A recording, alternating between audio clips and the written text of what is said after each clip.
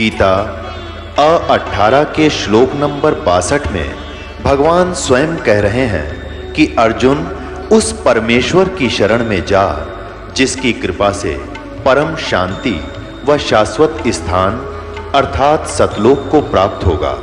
वो परमेश्वर कौन है, कहाँ है, कैसा है, जानने के लिए कृपया अवश्य सुनिए जगत गुरु तत्वदर्शी संत रामपाल जी महाराज के अमृत वचन। वहाँ का एक 800-900 बीघे का जमींदार था सरदार जी, उसका नाम था राम राय। ये सिंह तो गुरु गोविंद सिंह के बाद लगाने लगे हैं, पहले तकरीबन मिलते जुलते हिंदुओं वाले नाम ही थे इनके। तो उसको एक दिन कभी गरीबदास जी की वाणी ब्रह्म वेदी सुन ली किसी भगत के द्वारा, जो गरीबदास जी का शिष्य था। उससे उसने पूरा एड्रेस लिया उस संत का, वो आकर्षित हो गया इस वाणी पर, किसी महापुरुष की वाणी, और अब वर्तमान में जीवित है तो लाभ उठाना चाहिए, क्योंकि ये वाणी के बनबज हैं। सिख पंजाब के लोग बड़े आदर करते हैं पर संतों की वाणी का और संतों का। अब वो वहां से चल पड़ा एड्रेस लेकर छुडानी गांव का, 200 किलोमीटर पैदल आया, किधर रेल थोड़ी बहुत ट्रेन भी ना होंगी जब तक तय। जैसे तैसे वो छुडानी पहुंचा। अब उसने केस सोच रखा था, ये लंबा प्रकरण बन जाएगा, मैं बताता हूं आपको। तो जब गरीबदास जी से मिला, उन्होंने ज्ञान सुना, सारा ज्ञान सुन के तो दाना दाना गिन दिया गरीबदास जी ने। तो वो कहने लगे, महाराज ये ज्ञान तो आज तक किसी ने बताया नहीं हमारे को। परमात्मा बोले कि हम सुल्तानी नानक तारे दादू को उपदेश दिया, जात तुलाहा भेद ली पाया काशी माय कबीरवा। कि आपके नानक जी को भी परमेश्वर मिले थे, उनको ज्ञान था, लेकिन उस वाणी को समझ नहीं सकते तुम। उसका नाम झुमकरा भी था, क्योंकि गाँव में दो नाम रख लिया करें गाँव में। एक तो राम राय उर्फ झुमकरा, यानी वो गढ़ा डामाडोल सा दिमाग का आदमी था। एक बात ने कई बार पूछा करता, अविश्वास सा रहता था उसको, जिस कारण से गरीबदास जी ने उसको इसी नाम से पुकारा था। झुमकरा उर्फ नाम झुमकरा था। झुमकरा से ज्यादा जाना जाता आदमी जिसका शॉर्ट नाम हो ना मुंह में, वही ज्यादा प्रसिद्ध होता है। तो इसलिए अपने गरीबदास जी के ग्रंथ में एक अंग है झुमकरा, जो सरदार जी को समझाया था। क्या कहा था? तत्व भेद कोई ना कहे रे झुमकरा, ये पैसे ऊपर नाच सुनो राई झुमकरा। कोटों मध्य कोई नहीं रे झुमकरो, और वो में कोई गर्क सुनो राई झुमकरा। के तो पैसे ऊपर नाच हो रहा है, ये संत नहीं है, इनको तत्व भेद है ही नहीं, ना कोई जानता ना कह सकता। और कहते करोड़ संतों में कोई संत नहीं मिलेगा इस तत्व भेद का ज्ञाता, तत्व ज्ञान का ज्ञाता। कोई अरबों में कोई गर्क सुनो रहा झुमक रहा, अरबों में। वो अब पूरे विश्व की कितनी आबादी है? 5 अरब से ऊपर, और 5 अरब के अंदर एक ये दास है जो तत्व ज्ञान का ज्ञाता वर्तमान के अंदर है।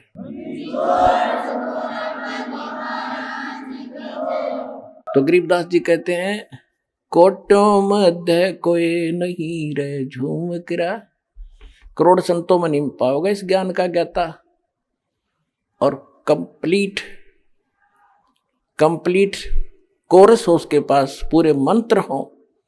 ग्रक माने saturated, complete in all respect. देसी भाषा ग्रक, यानी कति कंप्लीट, जिसमें कोई कसर ना हो, ऐसा संत। कहते कोटों मध्य कोई नहीं रे झुमकरा, करोड़ों में कोई नहीं है, अरबों में कोई गर्क सुनो राई झुमकरा।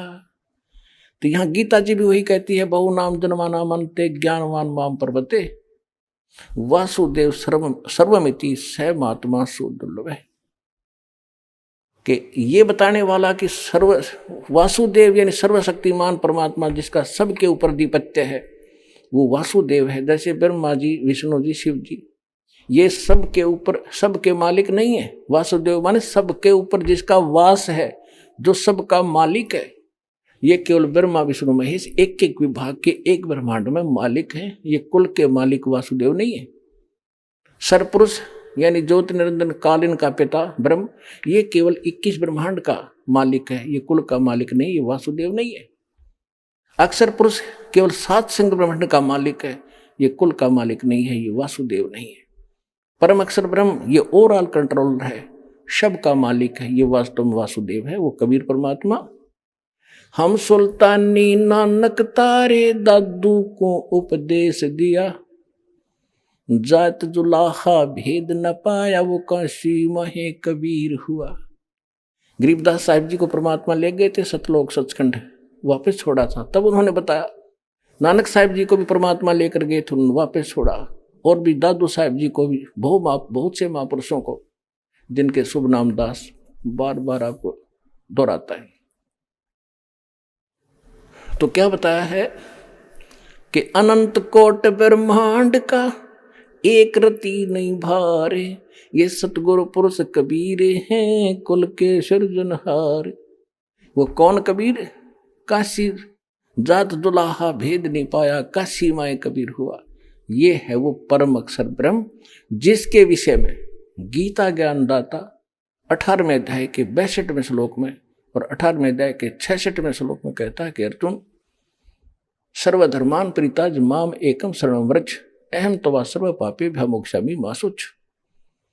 कि मेरे 70 के ओम नाम के जाप की और ये 500 यज्ञ जो करता है तू, ये मेरे 70 की जो ओम नाम की, क्योंकि पूर्ण परमात्मा के पाने का 3 मंत्र का जाप है। ओम तत्सत, ओम ब्रह्म का, सरपुरुष का, तत् और सत्य सांकेतिक है। गीता अध्याय नंबर श्लोक नंबर 23 में तत् सांकेतिक है, तत् और ओम मिलकर ये 2 अक्षर का मंत्र बनता है। इसको सत्यनाम कहा गया है।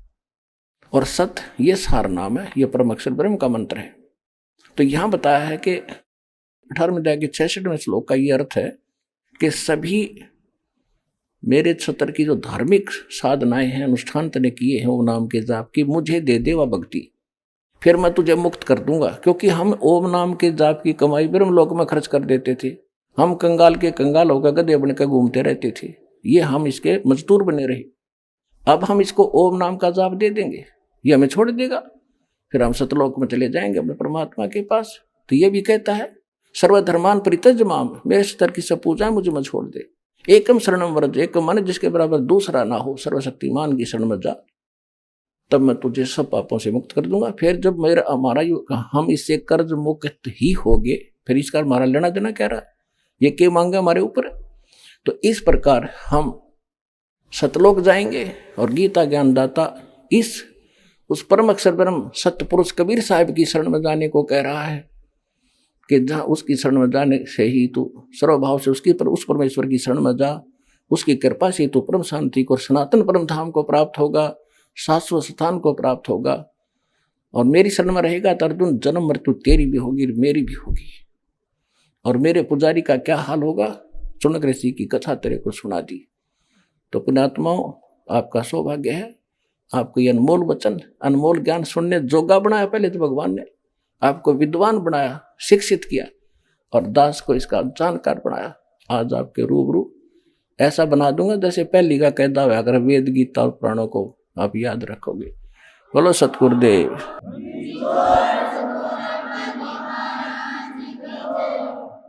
परम पिता परमात्मा पूर्ण ब्रह्म सर्व सृष्टि रचनहार कबीर देव कबीर साहेब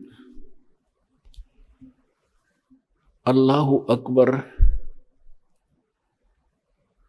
सर्व सृष्टि रचनहार कबीर परमेश्वर जी की असीम रजा से आप सभी पुण्यात्माएं सत्संग सुनने के लिए उपस्थित हुए। सत्संग की महिमा बताते हुए परमेश्वर स्वयं हमें सतर्क करते हैं।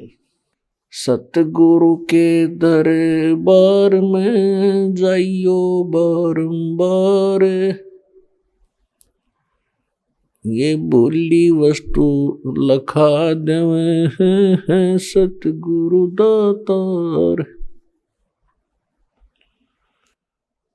सत्संग की आधी घड़ी और तप के वर्ष हजार, तो भी बराबर है नहीं, यूं कहे कबीर विचार। संत मिलन को जाइयो दिन में कोई कई बार, आसोज के में जो ये गणा करे उपकार। सभी पुण्यात्माएं आप सत्संग के अंदर उपस्थित हुए हो, आपके जन्म जन्मांतर के बहुत ही पुण्यक्रम आपके साथ हैं। सकल पदार्थ है जग माही, और कर्महीन नर पावत नाही। आप वो सौभाग्यशाली प्राणी हो जिनको ऐसे समय में मानव शरीर प्राप्त हुआ है जिस समय में मोक्ष होना है इस प्राणी का। ये परमात्मा के द्वारा पूर्व निर्धारित किया हुआ था ये समय, और इस समय जिनको मानव शरीर प्राप्त हुआ है वो बहुत ही पुण्यकर्मी प्राणी हैं। उनसे भी पुण्यकर्मी वो प्राणी हैं जो सतलोक आश्रम बरवाला जिला हिसार हरियाणा में आकर के इस यथार्थ ज्ञान को सुनते हैं और फिर दीक्षा प्राप्त ले लेते हैं। तो आप यहाँ पर दोनों प्रकार की पुण्यात्माएं उपस्थित हैं। कुछ तो प्रथम बार सत्संग सुनने के लिए भी आते हैं, तो यहाँ आना भी परमात्मा की रजा बिना नहीं हो सकता। भक्ति मुक्ति के दाता सतगुरु ये भटकत प्राण फिरंदा, उस साहिब के हुक्म बिना नहीं तरवर पात हिलंदा। आपके ऊपर मेहर की है दाता ने, आप यहां तक पहुंच गए। आज से आपके शुभ कर्म स्टार्ट हो गए, और जो लगातार आ रहे हैं वो तो अपने शुभ कर्मों की माल गाड़ी भरने लग रहे हैं, जिनकी हमें आवश्यकता युगों युगों से थी, जो हम अभी तक संग्रह नहीं कर सके, ना हमें कोई ऐसा मार्ग मिला। आप वो पुण्यात्मा हैं, परमात्मा आपके लिए भटक रहा है, लेकिन आपने काल की भांग घनी पी रखी है। आप अपने बाप को भी पहचानने में असमर्थ हैं। कबीर ये माया अटपटी, सब गट आन अड़ी, किस किस को समझाऊं या कुएं भांग पड़ी। कबीर इस संसार को समझाऊं कै बार, ये पूछ पकड़ के भेड़ की भाई उतरा चावे पार। परमात्मा कहते हैं कि काल ने अपने किस ब्रह्मांड के अंदर एक ऐसी भांग डाल रखी है अज्ञान की और यहाँ के अक्षणिक नकली सुखों की। हम इसी को प्राप्त करके मदमस्त होगे, बेटे होगे, बेटी होगी, कार और कोठी होगी, और जिनके पास ये सुविधा नहीं है वो उसको प्राप्त करने के लिए सिर डड़की बाजी लगाए बैठे हैं। और परमात्मा सत्संग के माध्यम से आपको याद दिलाते हैं, भाई काया तेरी है नहीं, ये माया कहां से हो, उद्यम कर और नाम जपो, मनुष्य कर्म है दो।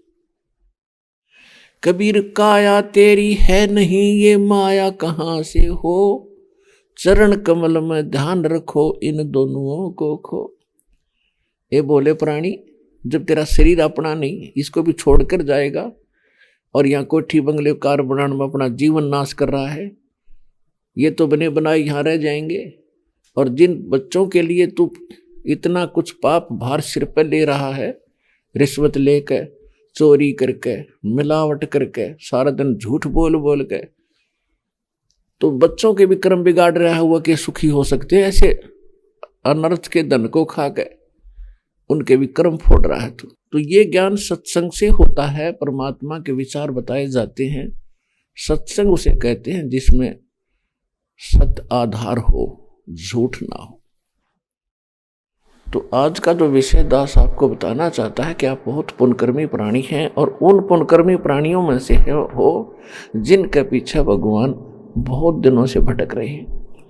आप किसी ना किसी जन्म में जब परमेश्वर आते हैं और अपना ज्ञान बताते हैं, उस समय या कभी इस कलयुग के इस बिचली पीढ़ी वाले समय में भी आपका जन्म हुआ है, जिस कारण से आज तक आपको ऐसे घोर कलयुग में भगवान की चाह शेष है। नहीं तो वैज्ञानिक पाके गए, दो थोड़ा सा ये इंग्लिश सीख ली, थोड़ी सी अटपट सीख ली, कोई उच्च पोस्ट बन गई, छोटा मोटा कोई राजनेता बन गया, धरती तोल रहा है, हर मृत्यु के बाद गधा बनेगा, वो आंखें नहीं इसके पास। तो उन आंखों का ऑपरेशन सत्संग में किया जाता है कि इसके बाद भी जीवन है, जिसको तू इतने तक सीमित है, इसके आगे भी कुछ बहुत भयंकर पीड़ाएं हैं आपके जीवन में, वो यहाँ याद दिलाई जाती है। कबीर साहब कहते हैं, जो जन मेरी शरण है ताका हूँ मैं दास, गेल गेल लाग्या फिरूं जब तक धरती आकाश, गोता मारूं स्वर्ग में जा पाठो पाताल, कहे कबीर ढूंढता फिरूं अपने हीरे मोती लाल। परमेश्वर कहते हैं कि जो एक बार मेरी शरण में आ गया, हमने गलती तो बहुत भयंकर कर रखी है पुण्यात्माओं। जब आप सृष्टि रचना को पढ़ोगे, सुनोगे, बहुत बार सुनाई है, आगे भी सुनाते रहेंगे, आज विषय दूसरा है, तो उससे आपको पता चलेगा कि हम कैसे सुख स्थान को छोड़कर और यहाँ किसी गंदे लोक में आ गए। एक पल का विश्वास नहीं, अगला सांस आएगा कि नहीं आएगा, और हम सारा दिन फूले फिरते रहते हैं, पता नहीं क्या क्या जुल्म कर देते हैं।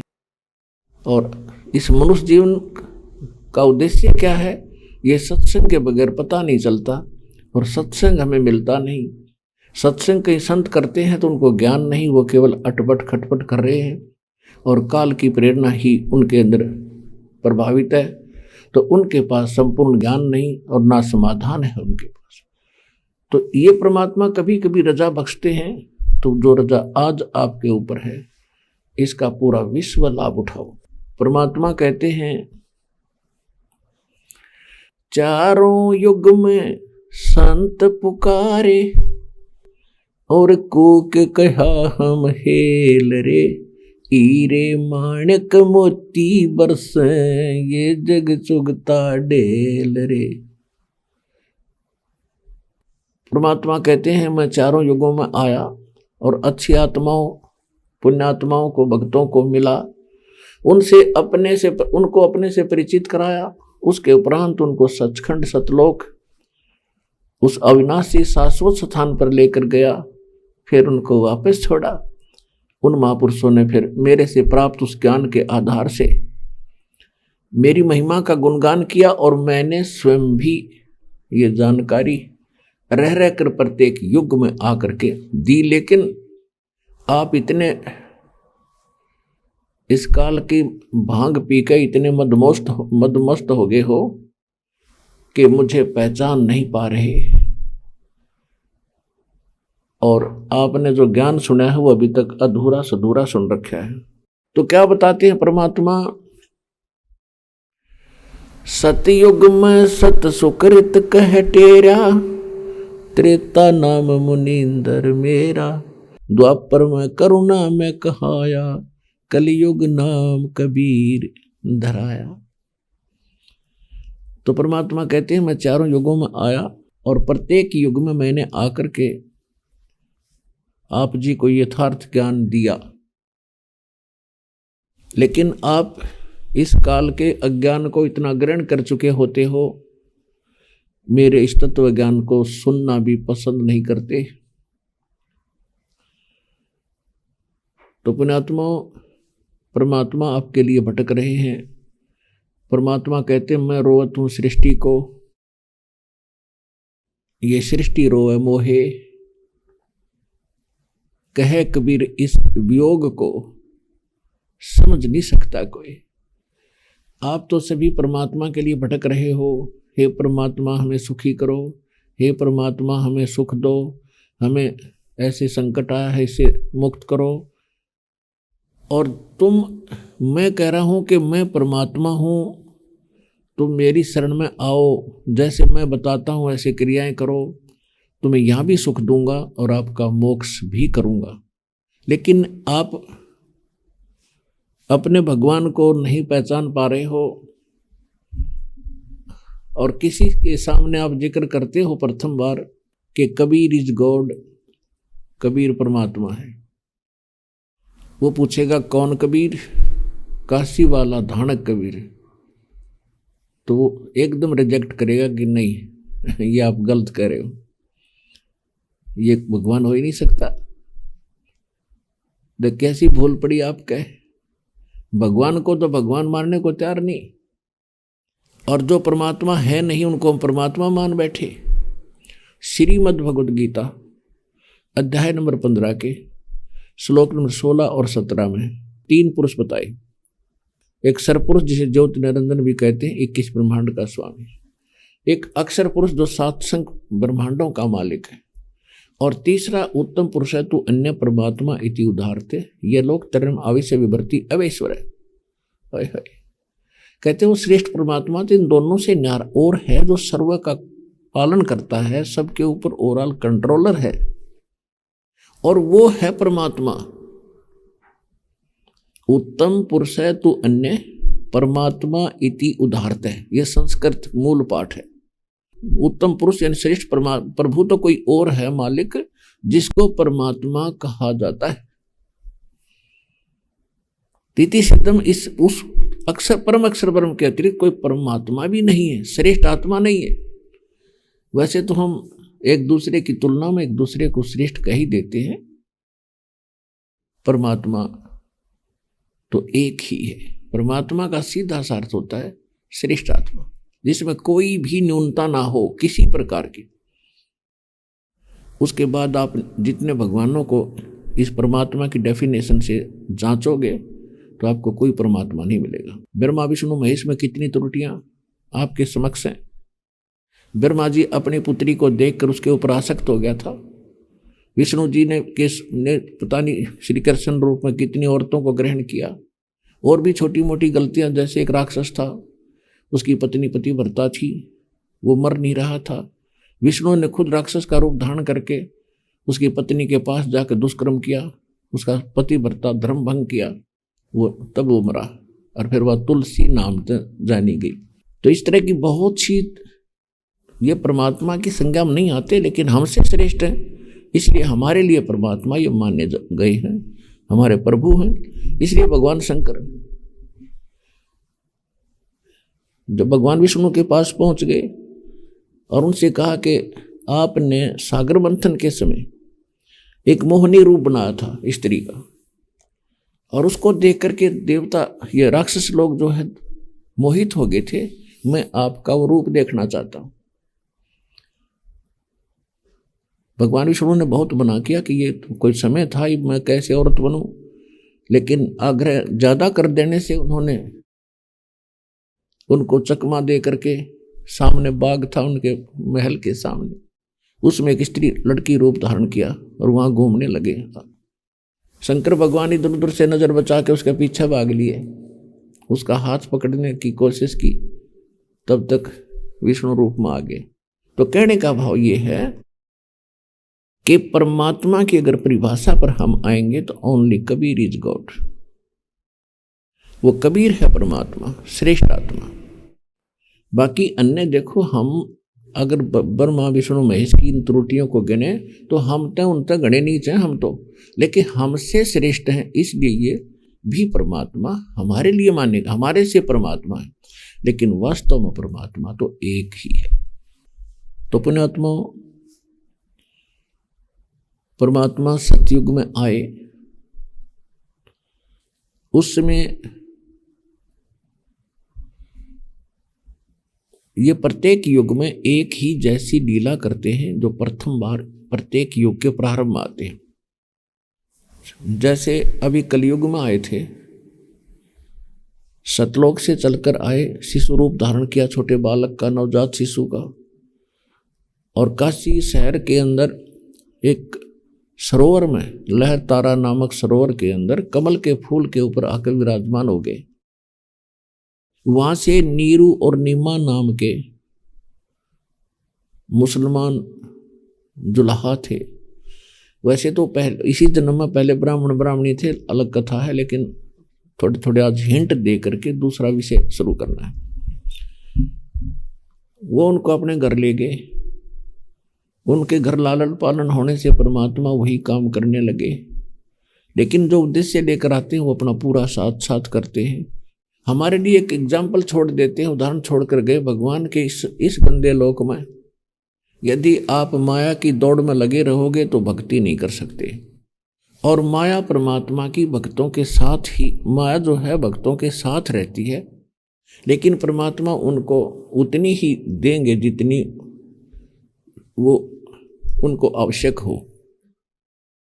अब कबीर साहब कहते हैं, माया दासी संत की उभय दे आशीष, और विलसी और लातों छड़ी सुमर सुमर जगदीश।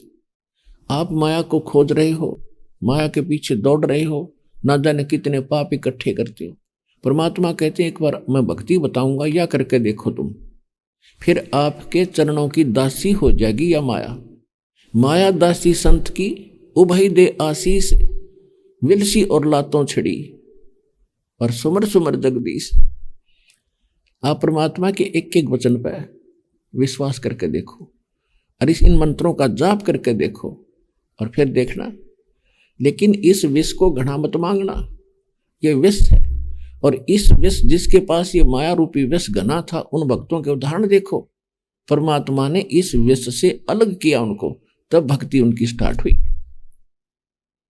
आप समझते ये माया वाले लोग ज्यादा सुखी होंगे? सपने में नहीं हो सकती सुखी ये लोग। सुखी भक्ति करेगा वही होगा, चाहे माया वाला हो, चाहे निर्धन हो, संसारिक निर्धन, और चाहे राष्ट्रपति हो, चाहे आम राजा हो, वही सुखी होगा जो साथ में भगवान भी रखेगा, परमात्मा की भक्ति भी साथ करेगा। उसी को सुख थोड़ा बहुत यहां तभी हो सकता। तो यहां परमात्मा हमें आकर याद दिलाते हैं। और अपना एक रिहर्सल करीदाता ने एक झोपड़ी में रहे, कुटिया में, कच्ची द्वार बना के लीप ल्याप के ऊपर छान डाल ली, और सारा परिवार उस समय रहा करते। परमात्मा का स्वयं परिवार नहीं था, वैसे तो सारा संसार उसका परिवार है। उनके ना कोई पत्नी थी। नीरू नीमा आपको बताई दिया, उनको कमल के फूल पे मिले थे। वो उसके माता पिता मुंह बोले कहाए। एक लड़का एक लड़की, 2 बच्चे बालक 12-13 वर्ष की आयु के मुर्दे जिंदे किए थे भगवान ने, किसी की आग्रह पर, किसी की जिद पर। और सोचा ये था कि शायद ये इसी तरह मुझे भगवान मानकर मुझे पहचानने, लेकिन हमारी वो हृदय की वो आंखें फूट चुकी है, मोतियाबिंद हो चुका है जिससे हम भगवान पहचाने। लेकिन सतलोक आश्रम बरवाला, जिला हिसार, हरियाणा में ये ऑपरेशन किया जाता उस आंख का जो आपकी खत्म हो चुकी है, और पुनः चेतन करी जाती है ताकि आप भगवान पहचान सको। तो परमात्मा हमें ये उदाहरण देकर गए थे कि भाई इस लोक में जैसे मैं रह रहा हूं ना, इतना भी धन है किसी के पास, पर्याप्त समझना। साईं इतना दीजियो जा मैं कुटुंब समावे, हम भी भूखे ना रहे, अतिथि ना भूखा जावे। हे परमात्मा, घना धन ना देना दाता, क्योंकि तो जहर है, इसको खाएगा वो मरेगा। और इतना ही देना जिसमें आप परिवार पोषण हो जा, और आया अतिथि टल जा। अतिथि आवे वो भी भूखा ना जा दाता, और हम भी भूखे ना सो। इससे अधिक मांगने की कति आवश्यकता नहीं। फिर ये भगवान है।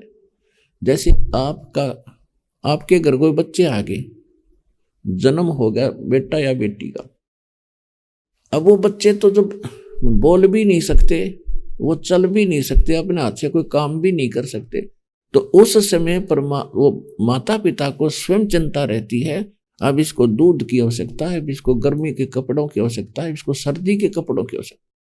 तो अपने आप समय पर उनको खूब वो देते रहते हैं और उसको सुरक्षित रखते हैं। ऐसे ही जब हम परमात्मा की शरण में आ गए तो हम उसके बच्चा बेटा बेटी हो गए। अब वो बालक थोड़ा ही है, उसको सब पता है इस बच्चे को किस चीज़ की आवश्यकता है, इस बेटी को किस चीज़ की आवश्यकता है, तो आगे रखेगा तरीका आपके। अभी तक हम इसके हुए नहीं थे, हम तो काल के पाले में बैठे थे, जो दुख दे सकता सुख उसके पास है ही नहीं। तो अब दया हुई परमात्मा की आपके ऊपर, और बड़े संघर्ष से आप तक इस ज्ञान को आपके भाई बहनों ने और इस दास ने मिलकर पहुंचाया है।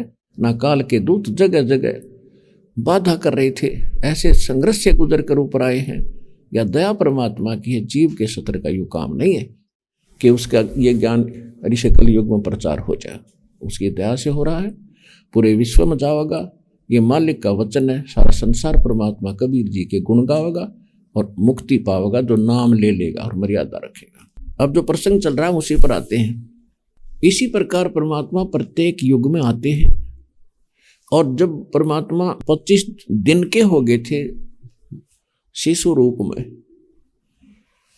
तब तक उन्होंने ना जल पिया, ना दूध पिया, ना कोई अन्न आहार किया। तो बहुत चिंतित हो गई थी वो। नीमा और नीरू दोनों बहुत चिंतित हुए।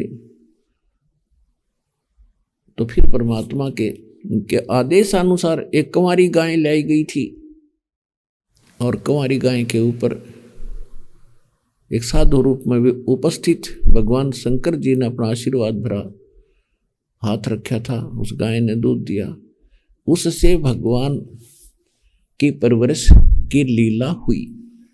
तो ये प्रत्येक युग में ऐसा कार्य करते, ऐसी लीला करते हैं, ये उसके विधान में लिखा है, उसके स्वभाव में, उसके गुणों में है। तो सतयुग के अंदर ये परमात्मा जब आए, यही लीला की। तो परमात्मा सतयुग के अंदर ऐसे ही शिशु रूप में आकर के एक सरोवर में कमल के फूल के ऊपर विराजमान हुए, और इसी कारण से परमात्मा को नारायण कहा जाता है। नार माने जल, आयन माने आने वाला, यानी कहीं से आकर जल के ऊपर विराजमान होने वाले को परमात्मा कहते हैं, नारायण कहने लगे। और इस नारायण की संज्ञा में हमने विष्णु जी को ले लिया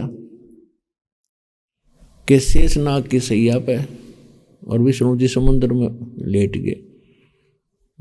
विष्णु जी तो पहले कहाँ लेटे थे तुम्हें मालूम ही नहीं। नारायण केवल वही है, कबीर भगवान है, और सत्यनारायण भी वही है। सत्य माने अविनाशी, नारायण माने परमात्मा, क्योंकि नारायण का अर्थ ही फिर परमात्मा बन गया। सत्य माने अविनाशी परमात्मा, तो विष्णु जी अविनाशी परमात्मा नहीं है, ये सत्यनारायण नहीं है। सत्यनारायण भी कबीर परमात्मा है। तो वहां पर एक विद्याधर नाम का ब्राह्मण और उसकी पत्नी दीपिका अपने ससुराल से आ रहे थे, और वैसे भी वो भी प्रतिदिन स्नान करने वहीं जाया करते थे, लेकिन उस समय वो अपने ससुराल से आ रहे थे, उनका कोई बालक नहीं था। तो बच्चे को वहां से वो घर ले आए थे, और वहां परमात्मा की परिवर्ष की लीला उसी प्रकार कुंवारी गायों से हुई थी। और परमात्मा जो उद्देश्य लेकर आते हैं बचपन से वो काम शुरू कर देते हैं, प्रचार प्रसार शुरू कर दिया। उनका नाम सत सुकृत रखा गया सतयुग के अंदर। तो उसमें बहुत से ऋषि महर्षियों के साथ उनकी गोष्ठी हुई, लेकिन ये तो नकली थे सारे, इनको ज्ञान था ही नहीं। परमात्मा के साथ विवाद किया और कहा कि वामदेव है, ये उल्टा ज्ञान देता है, ये मूर्ख व्यक्ति, इसकी बातें मत मानना। इस तरह फिर परमात्मा त्रेता के अंदर आई। अब देखो पुण्यात्माएं कैसी रजा है दाता की, कैसे दयालु हैं। ये पहले हमारे कर्म बनवाते हैं और फिर उनके हाथ पकड़ लेते हैं किसी न किसी प्रकार से। अब जैसे विद्याधर और दीपिका नाम के ब्राह्मण ब्राह्मणी का कर्म बनवा दिया उसके घर जाकर। पुण्यात्मा थे वो, संतान थी नहीं, और बच्चे को पाकर बड़े खुश हुए कि वृद्ध अवस्था में सेवा करेगा हमारी। बस इतनी ही इच्छा है हमारी कि बुढ़ापे में सेवा कर दे, बेटा इसलिए चाहिए। बेटी को हम क्यों नहीं चाहते, क्योंकि तो पराई करनी पड़ती है, तो पराया धन होता है, इसलिए बेटा हो कि बुढ़ापे में सेवा करें। और बेटे का रंग मार गया तो बाप ने सेवा करनी पड़ेगी, फिर सेवा कैसे करेगा। तो कर्म सुधारो, अपने कर्म सुधारो तो बाप भी ठीक जीवेगा, बेटा भी सुख देगा भक्ति के गुणों के आधार से। तो ये हम भूल गए अध्यात्म ज्ञान के अभाव से। तो अगले त्रेता युग में वही जो विद्याधर ब्राह्मण था वो वेद ब्राह्मण बना, वेद विज, और उसकी पत्नी जो दीपिका थी वो सूर्या नाम की उसकी पत्नी हुई। इसी प्रकार वही लीला मालिक ने उनके साथ उस समय की। तो मुनिंदर रूप में परमात्मा आए तो बहुत से भक्तों को ज्ञान समझाया। यहाँ तक कि श्रीलंका के अंदर जब रावण था उस समय परमात्मा वहाँ गए। एक चंद्र विजय नाम का भाट था जो रावण के घर जाता था, और भाट लोग भगवान उस राजाओं की महिमा गाया करते थे, अनाप शनाप उनको खुश करने के लिए। वो उनको थोड़ा बहुत गाने बजाने का दे देते थे, वो उनका निर्वाह होता था। इसी प्रकार उसकी पत्नी जो कर्मवती थी वो भी मंदोदरी रानी के पास जाया करती थी, वो भाटनी, और वो के सुनाया करती थी बकवाद, चुटकुले, हंसी मजाक, गंदी कहानियां, जिससे उसका रिक्रिएशन होता था मंदोदरी का। तो परमात्मा के बच्चे थे वो, कबीर परमेश्वर मुनिंदर नाम से आए थे त्रेता में। तो चंद्र विजय भाट के पूरे परिवार पर 16 सदस्य थे, सब पर रजा हुई थी। उन्होंने नाम लिया। फिर उसके बाद धीरे धीरे परमात्मा की कथा मंदोदरी तक पहुंची, क्योंकि वो भाटनी कर्मवती वहां जाया करती थी। मंदोदरी ने भी परमात्मा मुनिंदर जी की शरण ली थी, और विभीषण को भी ये छींट लगी थी ज्ञान की मंदोदरी के माध्यम से, तो उसने भी कबीर परमात्मा की शरण ग्रहण की थी। तो ये बहुत से रहस्य थे जो अभी तक आपको प्राप्त नहीं था, क्योंकि आपको तत्व ज्ञान सुनाने वाला कोई मिला नहीं था।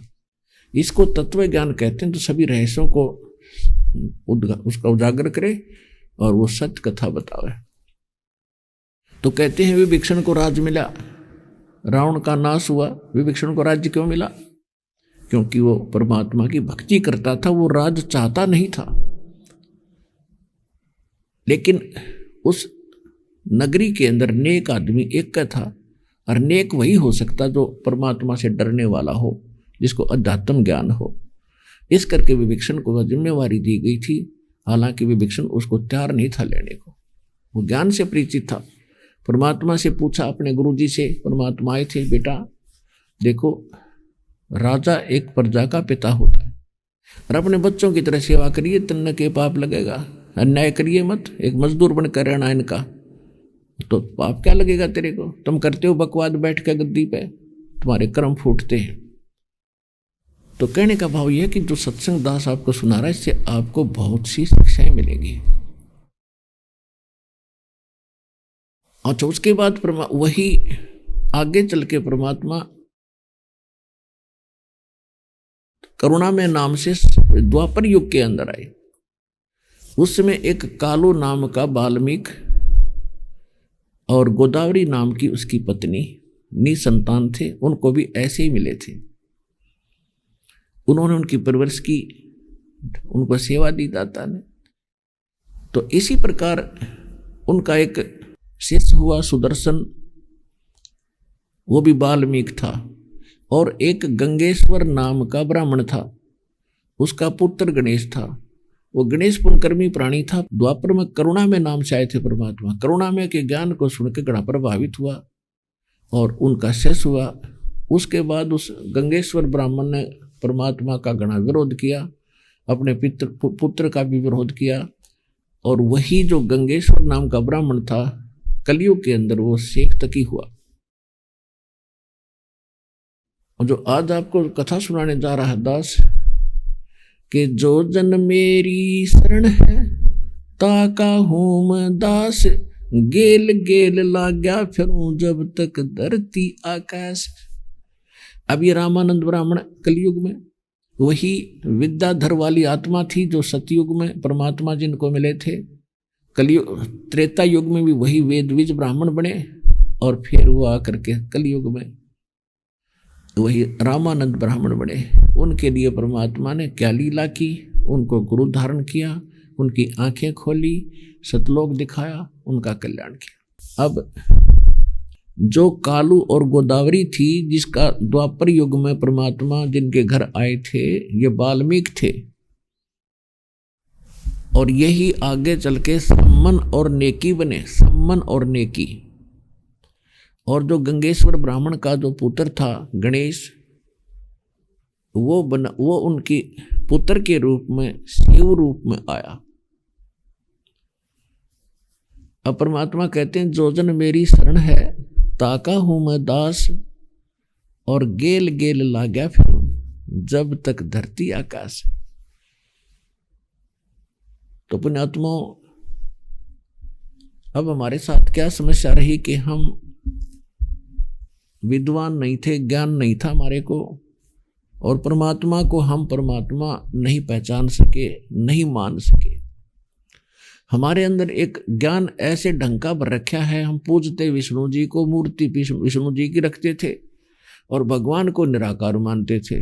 हमारे बुद्धि का सतर नहीं था, अध्यात्म मार्ग में अटपट का ज्ञान था। तो इसी प्रकार परमात्मा जब सम्मन और नेकी को शरण में लिया, उनके लिए कारण बनाया, ज्ञान सुना, नाम लिया, और सेऊ उनके पुत्र ने भी नाम ले लिया। जिसमें सेऊ 10-11 वर्ष का था, उधर से परमात्मा ने 2 बच्चे जीवित किए थे। कमाल नाम का लड़का, जो घर वालों ने अंतिम संस्कार करके जल प्रवाह कर दिया था, और शेख तकी जो सिकंदर लोधी का धार्मिक गुरु था। आपको बता, द्वापर में वो गंगेश्वर ब्राह्मण था। तो उसने अपने पिछले दुश्मनी के आधार से उसके अंदर वो प्रेरणा बनी हुई थी और काल से प्रेरित था। उसने परमात्मा से ईर्ष्यावश कहा था कि मैं कबीर को जब मानूंगा ये कुछ शक्ति युक्त है। आइए अब हम उन श्रद्धालुओं के अनुभव जानते हैं जो जगत गुरु तत्वदर्शी संत रामपाल जी महाराज जी से दीक्षा प्राप्त कर चुके हैं तथा उनके द्वारा बताए गए भक्ति मार्ग पर चल रहे हैं। सर नमस्कार। सत साहिब जी। सर क्या नाम है आपका? गुरपाल सिंह, पिंड रुड़की, जिला फतेहगढ़ साहब, पंजाब। सर क्या काम करते हैं आप? पेंटिंग का काम करते हैं सर। सर संत रामपाल जी महाराज जी से कब जुड़े? सन 2013 5 जनवरी। सर संत रामपाल जी महाराज से नाम दीक्षा लेने से पहले आप क्या भक्ति साधना करते थे? सिख पंथ नाल जुड़े हुए सी, अमृत छकिया हुआ सी और उसके बाद देवी देवतियों की पूजा करते थे। इससे पहले फिर सबसे पहला तो सर देवी देवतियों की पूजा करते थे, उस तो बाद सिख पंथ नाल जुड़िया तो अमृत छकिया हुआ सी और बस ये नितनेम बाणी का पाठ करते सी गुरु। सर आपको संत रामपाल जी महाराज जी के बारे में कैसे पता चला, कैसे आए आप उनके आश्रम में? इन संत रामपाल जी महाराज जी के आश्रम दे विच जदों गए आ जी, उस तो पहला मैनू DVD कैसटां किसी भगत कोलों प्राप्त होईयां ते वो मैं देखियां ते इन्हां दे ज्ञान नूं समझिया ते समझण दे उपरंत फिर मैं उत्थे आश्रम गया जी, कल्ला ही आश्रम जाके ते इन्हां दा नाम उपदेश लिया ते जो नाम उपदेश लिया ते उत्थों लंगर पानी छकिया बड़ी सुविधा नाल ते उस तो बाद संत रामपाल जी महाराज जी दे दर्शनां लई लाइन विच लगे। तां लाइन विच लगण तो जदों संत रामपाल जी महाराज एक एक भगत नूं बड़े प्यार नाल आशीर्वाद दे रहे सी, सिर पर हत्थ रख के ते बचन भी करते सी, जो पुछना चाहुंदा सी कोई गलबात वो बड़े प्यार नाल उहदा जवाब दिंदे सी। सर संत रामपाल जी महाराज से नाम दीक्षा लेने के बाद आपको क्या लाभ मिला? लाभ तो मैनू मेरे परिवार सब तो वड्डा लाभ तो ये मिला जी, जो मोक्ष प्राप्ति का ਇਹ ਨਾਮ ਦੀ ਕਮਾਈ ਸਤ ਭਗਤੀ ਹੈ ਜੀ। ਇਹ ਸਤ ਭਗਤੀ ਕਰਨ ਨਾਲ ਮੁਕਤੀ ਮਿਲੂਗੀ ਜੀ। ਔਰ ਮੇਰੇ ਘਰ 'ਚ ਸੁੱਖ ਸ਼ਾਂਤੀ, ਹਰ ਇੱਕ ਪਰਿਵਾਰ ਸੁੱਖ ਸ਼ਾਂਤੀ ਨਾਲ ਰਹਿ ਰਿਹਾ। ਪਹਿਲਾਂ ਕੋਈ ਕਿਸੇ ਨੂੰ ਕੋਈ ਤਕਲੀਫ ਹੋ ਜਾਂਦੀ, ਕਿਸੇ ਦਾ ਸਿਰ ਦਰਦ, ਕਿਸੇ ਦੇ ਪੇਟ ਪੀੜਾ ਹੋਣ ਲੱਗ ਜਾਂਦੀ ਸੀ, ਅਤੇ ਇਹ ਜੋ ਹੈ ਮੇਰੇ ਘਰ 'ਚ ਬਹੁਤ ਸੁੱਖ ਸ਼ਾਂਤੀ ਆ। ਹੁਣ ਬੜੇ ਬਰਕਤ ਆ, ਬੜੇ ਪਿਆਰ ਨਾਲ ਰਹਿ ਰਿਹਾ ਪਰਿਵਾਰ। क्या आप कोई नशा करते थे? ਨਸ਼ਾ ਕਰਦੇ ਸੀ ਪਹਿਲਾਂ ਤੰਬਾਕੂ ਦਾ ਕਰਦੇ ਸੀ। अब ਜਦੋਂ ਦਾ ਸੰਤ ਰਾਮਪਾਲ ਜੀ ਮਹਾਰਾਜ ਜੀ ਸੇ ਨਾਮ ਉਪਦੇਸ਼ लिया है, उदों तो कोई नशा नहीं करते हैं। आखिर संत रामपाल जी महाराज जी ऐसी क्या दवाई देते हैं कि जो भी उनसे नाम दीक्षा लेता है वो नशा छोड़ देता है? दवाई तो सब उनके नाम में ही है सर। जो नाम है उनका सच्चा नाम है, वो नाम जपन नाल हर एक नशा तो नशा, हर एक रोग भी दूर हो जाता है। क्या ये बात सच है कि संत रामपाल जी महाराज जी का कोई भी अनुयायी नशा करना तो दूर की बात है, छूता तक नहीं? हाँ बिल्कुल सच है सर। नशा करना तो दूर, ਉਹਨੂੰ ਹੱਥ ਲਗਾਉਣਾ ਵੀ ਮਨਾ ਹੈ, बहुत अपराध है, मतलब लिया के नहीं देना, करना तो दूर रहा। नहीं, मेरे कहने का मतलब ये है कि संत रामपाल जी महाराज जी के नियम तो जरूर हैं कि आप लोगों को नशा नहीं करना, नशीली वस्तुओं को नहीं छूना। क्या वास्तव में ही उनके जो श्रद्धालु हैं वो नियमों का पालन करते हैं, या फिर नियम तो कहने मात्र के लिए बना रखे हैं? नहीं सर, बिल्कुल मतलब बिल्कुल पालन करते हैं जी। जे अगर एक कोई ਉਹ ਨਹੀਂ, ਕੋਈ ਦਬਾਅ ਨਹੀਂ, ਕੋਈ ਕੁਛ ਨਹੀਂ ਹੈ, ਇਹ ਨਹੀਂ ਹੈ ਵੀ ਕੋਈ ਜਾਣ ਕੇ ਸੱਤ ਰੱਖੀ ਵੀ ਆ। ਉਹ ਐਟੋਮੈਟਿਕਲੀ ਹੀ ਨਾਮ ਉਪਦੇਸ਼ ਲੈਣ ਤੋਂ ਬਾਅਦ ਕਿਰਪਾ ਹੋ ਜਾਂਦੀ ਆ, ਬਿਲਕੁਲ ਹੀ ਮਨ ਮੁੜ ਜਾਂਦਾ ਹੈ। सर आपको नशीली वस्तु छुए कितने दिन हो गए?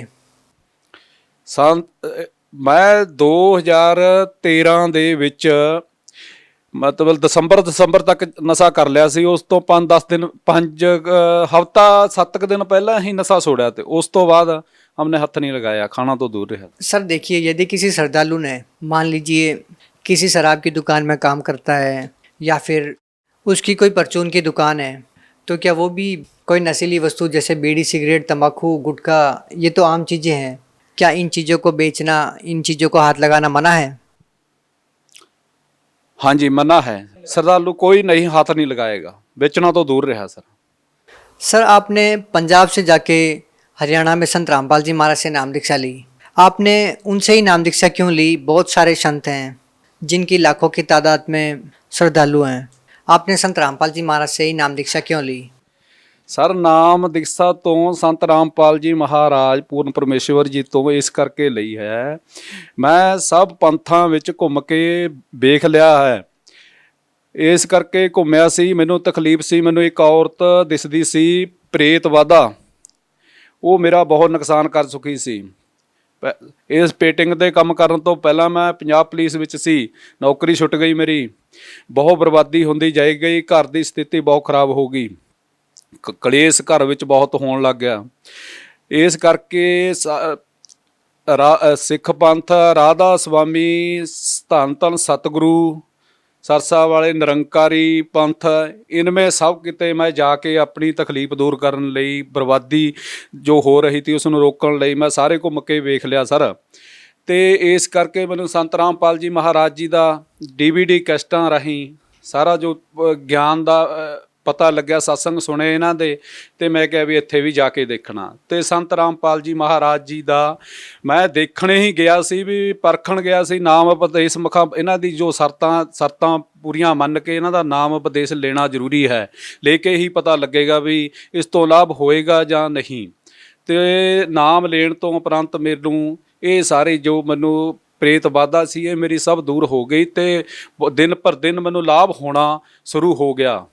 लाभ मतलब मेरा इन्ना हो गया, मैं बड़ी जिंदगी खुशी नाल बतीत कर रहा हुण। मेरे परिवार च हर सुख शांति आ, कोई कलेश नहीं, बच्चे बड़े प्यार नाल रह रहे हैं। सब तो वड्डी गल ये आ भी मेरे मालक ने सच्चे पातशाह पूर्ण परमेश्वर संत रामपाल जी महाराज जी ने मेरे सब परिवार ते बच्चों ते कृपा करती। सर देखिए, आपने बड़ी आसानी से कह दिया कि आप हिंदुस्तान में बहुत सारे संतों के पास, आपने बहुत ही प्रसिद्ध जो धर्मगुरु हैं आज के दिन, जिनकी बहुत बड़ी तादाद में श्रद्धालु हैं, अनुयायी हैं, उनके पास भी आप जाके आए, लेकिन आपको कोई लाभ नहीं मिला। और आप संत रामपाल जी महाराज जी की शरण में आए और आपको लाभ मिल गया। सर, उन लोगों के लिए चिंता की बात है जो कई वर्षों से उन धर्मगुरुओं के सानिध्य में रह के भक्ति कर रहे हैं, तो वो लोग क्या करें? आप उन धर्मगुरुओं की भक्ति पद्धति पर प्रश्न चिन्ह लगा रहे हैं। आपको कैसे लगता है कि संत रामपाल जी महाराज जी सही भक्ति विधि बता रहे हैं और वो सही भक्ति विधि नहीं बता रहे हैं? किस आधार पे कह रहे हैं आप ये? ਉਹ ਇਸ ਆਧਾਰ ਤੇ ਕਹਿ ਰਹੇ ਹਾਂ ਸਰ, ਵੇਦ ਮਿਲਾਓ, ਬਾਈਬਲ ਮਿਲਾਓ, ਗੀਤਾ ਮਿਲਾਓ। ਜੋ ਗੀਤਾ ਨੂੰ ਮੰਨਦਾ ਗੀਤਾ ਨੂੰ ਪੜ੍ਹੇ। ਤੇ ਜਦੋਂ ਸੰਤ ਰਾਮਪਾਲ ਜੀ ਮਹਾਰਾਜ ਜੀ ਦਾ ਸਾਧਨਾ ਚੈਨਲ ਤੇ ਸਤਸੰਗ ਆਉਂਦਾ ਹੈ, ਉਦੋਂ ਉਂਗਲ ਲਾ ਕੇ ਇੱਕ ਇੱਕ ਸ਼ਬਦ ਸਮਝਾ ਰਹੇ ਹੁੰਦੇ ਨੇ ਸੰਤ ਰਾਮਪਾਲ ਜੀ ਮਹਾਰਾਜ। ਉਦੋਂ ਆਪਣੀ ਤੁਸੀਂ ਬਾਈਬਲ ਜਾਂ ਗੀਤਾ ਜਾਂ ਕੋਈ ਗ੍ਰੰਥ ਨੂੰ ਪੜ੍ਹਨ ਵਾਲਾ ਜਾਂ ਕੋਈ ਸਰਸੇ ਵਾਲਿਆਂ ਦੀਆਂ ਕਿਤਾਬਾਂ ਨੇ ਮਹਾਰਾਜ ਜੀ ਦੀਆਂ, ਉਹਨਾਂ ਨਾਲ ਮਿਲਾ ਕੇ ਦੇਖੋ। ਉਹਨਾਂ ਦਾ ਕਿਸੇ ਦਾ ਨਾਮ ਨਹੀਂ ਇਹਨਾਂ ਨਾਲ ਮਿਲਦਾ ਜੀ। ਇਹਨਾਂ ਦਾ ਨਾਮ ਜੋ ਕੋਈ ਆਪਣਾ ਰੱਬ ਪਾਉਣਾ ਚਾਹੁੰਦਾ ਹੈ ਜਾਂ ਮਾਰਗ ਦੇ ਸੱਚੇ ਮੁਕਤੀ ਦੇ ਮਾਰਗ 'ਤੇ ਮੁਕਤੀ ਚਾਹੁੰਦਾ ਹੈ ਕਰਾਉਣੀ ਆਪਣੀ ਸੱਚੇ ਦਿਲੋਂ, ਤਾਂ ਉਹ ਇਸ ਗ੍ਰੰਥਾਂ ਦੇ ਪਿੱਛੇ ਪਵੇ ਅਤੇ ਇਹਨਾਂ ਦੇ ਸਤਸੰਗ ਨੂੰ ਬੜੇ ਪਿਆਰ ਨਾਲ ਸੁਣੇ। ਅਤੇ ਜਦੋਂ ਪਰ ਇਹਨਾਂ ਤੋਂ ਤੁਸੀਂ ਨਫ਼ਰਤ ਨਾ ਕਰੋ। ਮੈਂ ਇਹਨਾਂ ਨੂੰ ਕਹਿੰਦਾ, ਰਾਧਾ ਸੁਆਮੀ ਪੰਥ ਵਾਲੇ ਆ, ਚਾਹੇ ਭਾਈ ਸਰਸਾ ਵਾਲੇ ਆ ਮਹਾਰਾਜ ਜੀ ਦੇ, ਚਾਹੇ ਨਿਰੰਕਾਰੀ ਆ, ਚਾਹੇ ਸਿੱਖ ਪੰਥ ਨਾਲ ਜੁੜੇ ਹੋਏ ਆ, ਪਰ ਨਫ਼ਰਤ ਨਾ ਕਰੋ। ਬੜੇ ਪਿਆਰ ਨਾਲ ਇਹਨਾਂ ਦੇ ਸਤਸੰਗ ਨੂੰ ਸੁਣੋ। ਇਹਨਾਂ ਦਾ ਜਿਹੜਾ ਮਤਲਬ ਨਾਮ ਆ, ਕੋਈ ਇਹ ਨਹੀਂ ਕਹਿ ਸਕਦਾ ਬਈ ਗ੍ਰੰਥ ਦੇ ਗ੍ਰੰਥ ਇਹਨਾਂ ਦੇ ਪ੍ਰੂਫ ਨਾਲ ਪ੍ਰੂਫ ਆ ਪੂਰਾ। ਹਰ ਇੱਕ ਗ੍ਰੰਥ ਦੇ ਨਾਲ ਇਹਨਾਂ ਦਾ ਨਾਮ ਜੋ ਕਹਿ ਰਹੇ ਨੇ ਮਿਲ ਰਿਹਾ ਹੈ, ਪਰ ਗ੍ਰੰਥਾਂ ਦੇ ਵਿੱਚ ਇਹ ਨਾਮ ਲਿਖਿਆ ਵਾ ਨਹੀਂ ਹੈਗਾ। ਜੇ ਤੁਸੀਂ ਕਹੋ ਵੀ ਲਿਖਿਆ ਵਾ ਇਹ ਗ੍ਰੰਥਾਂ ਦੇ ਵਿੱਚ, ਤੁਸੀਂ ਗ੍ਰੰਥਾਂ ਨੂੰ ਰੱਬ ਨਾ ਮੰਨ ਕੇ ਚੱਲੋ, ਪਰ ਜਿਹੜਾ ਨਾਮ ਆ ਉਹ ਗੁਰੂ ਇੱਕੋ ਹੁੰਦਾ ਪੂਰਾ ਸੰਸਾਰ 'ਤੇ। ਹੁਣ ਤੁਸੀਂ ਮੰਨ ਕੇ ਚੱਲੋ ਮੇਰੇ ਭਗਤੋ ਤੇ ਭੈਣ ਭਰਾਵੋ ਪਿਤਾਵੋ, PhD ਦੀ ਪੜ੍ਹਾਈ ਆ। PhD ਦੀ ਪੜ੍ਹਾਈ ਨੂੰ ਹਰ ਇੱਕ ਇਨਸਾਨ ਨਹੀਂ ਕਰ ਸਕਦਾ ਹੈਗਾ ਜੇ ਚਾਹੀਏ। ਇੱਕ ਨਾ ਮਤਲਬ ਸੰਤ ਆ ਜਿਹੜਾ ਇੱਕੋ ਹੁੰਦਾ ਸੰਸਾਰ 'ਤੇ ਪੂਰਾ। ਤੁਸੀਂ ਇਹਨਾਂ ਦੇ ਨਾਮ ਉਪਦੇਸ਼ ਨੂੰ ਸੁਣੋ, ਸਮਝੋ। ਆਪਣੇ ਫਿਰ ਕੋਈ ਬਾਈਬਲ ਪੜ੍ਹਨ ਵਾਲਾ ਜਾਂ ਗੀਤਾ ਪੜ੍ਹਨ ਵਾਲਾ ਜਾਂ ਵੇਦ ਪੜ੍ਹਨ ਵਾਲਾ ਉਹਦੇ ਨਾਲ ਮਿਲਾਓ। ਵਾਕਈ ਵੀ ਇੱਦਾਂ ਇਹਨਾਂ ਦੇ ਨਾਮ ਬਾਰੇ ਕਹਿ ਰਹੇ ਨੇ ਜੋ ਸੰਤ ਰਾਮਪਾਲ ਜੀ ਮਹਾਰਾਜ ਕਹਿ ਰਹੇ ਨੇ, ਉਹ ਇੱਦਾਂ ਹੀ ਕਹਿ ਰਹੇ ਨੇ। ਬਾਕੀ ਉਹਨਾਂ ਦੇ ਵਿੱਚ ਲਿਖਿਆ ਹੋਇਆ। ਆਪਣੇ ਗ੍ਰੰਥਾਂ ਨੂੰ ਧਿਆਨ ਨਾਲ ਪੜ੍ਹੋ ਅਤੇ ਸਮਝੋ।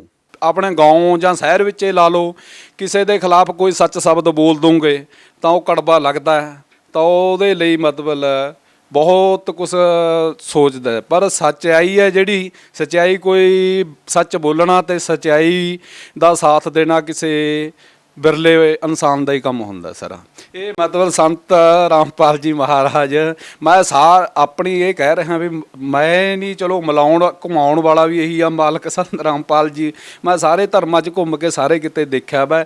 ਅਗਰ ਮੈਂ ਹੁਣ ਇਸ ਆਪਣੀ ਇੰਟਰਵਿਊ ਰਾਹੀਂ ਕਿਸੇ ਨੂੰ ਮਾੜਾ ਕਹਿ ਦੇਵਾਂ, ਮੈਂ ਹੀ ਮੁੰਡਾ ਬੁਰਾ ਲੱਗਦਾ ਹੋਊਗਾ ਸਰ। ਚਾਹੇ ਕੋਈ ਰਾਧਾ ਸੁਆਮੀ ਵਾਲਾ, ਚਾਹੇ ਕੋਈ ਸਰਸੇ ਵਾਲਾ ਮਹਾਂਪੁਰਸ਼ਾਂ ਦੇ ਜਾਂਦਾ ਹੈ, ਜਾਂ ਬਿਆਸ ਵਾਲੇ ਮਹਾਂਪੁਰਸ਼ਾਂ ਦੇ ਜਾਂਦਾ, ਜਾਂ ਸਿੱਖ ਪੰਥ ਨਾਲ ਜੁੜਿਆ ਵਾ।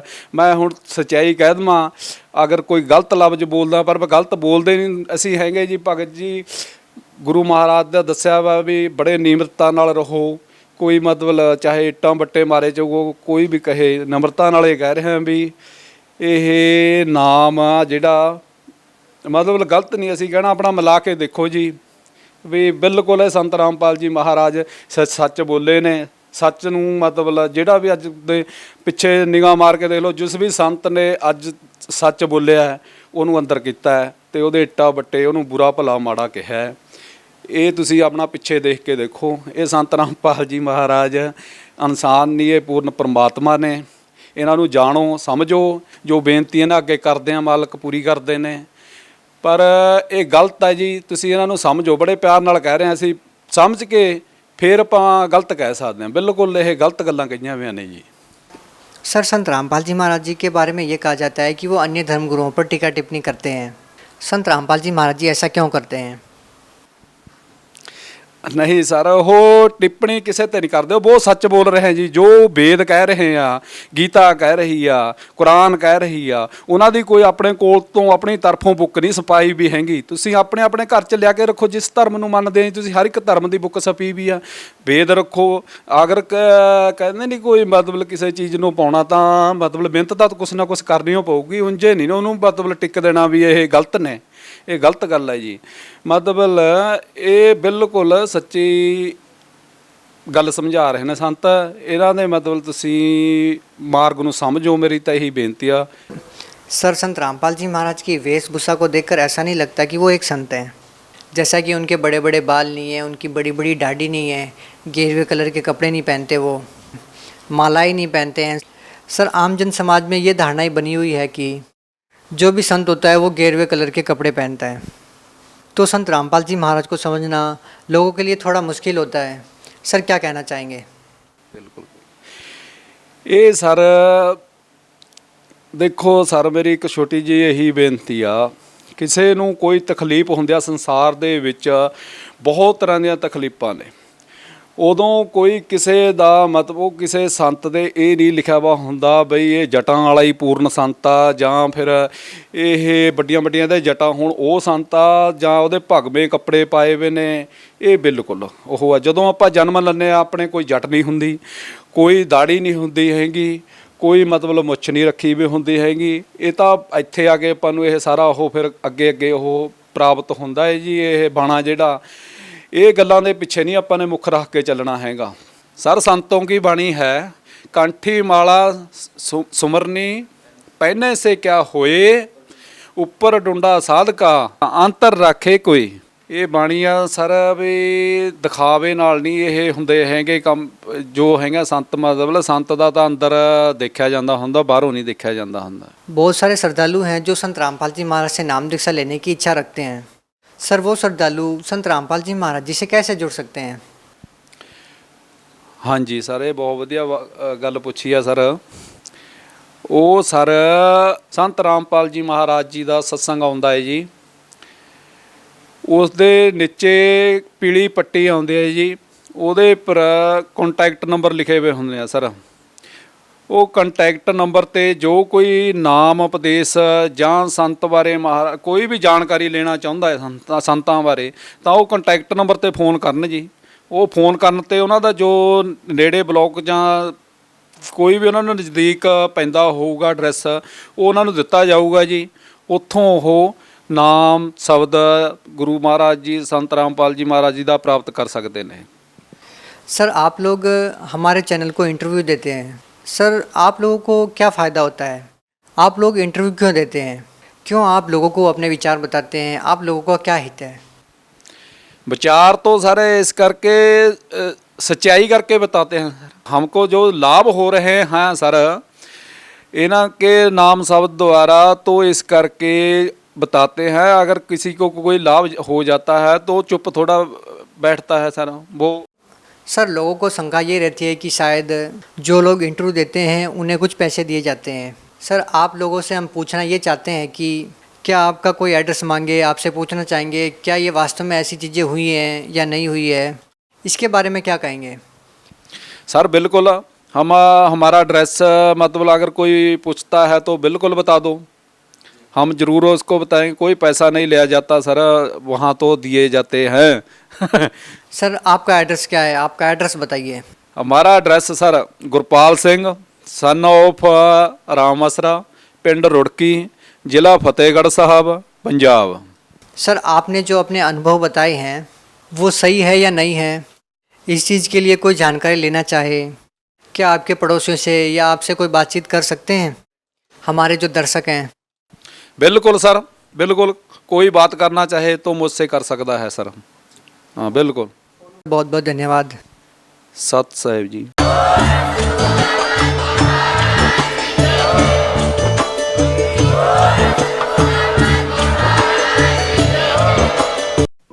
आप सुन रहे थे जगत गुरु तत्वदर्शी संत रामपाल जी महाराज के मंगल प्रवचन। अधिक जानकारी के लिए संपर्क करें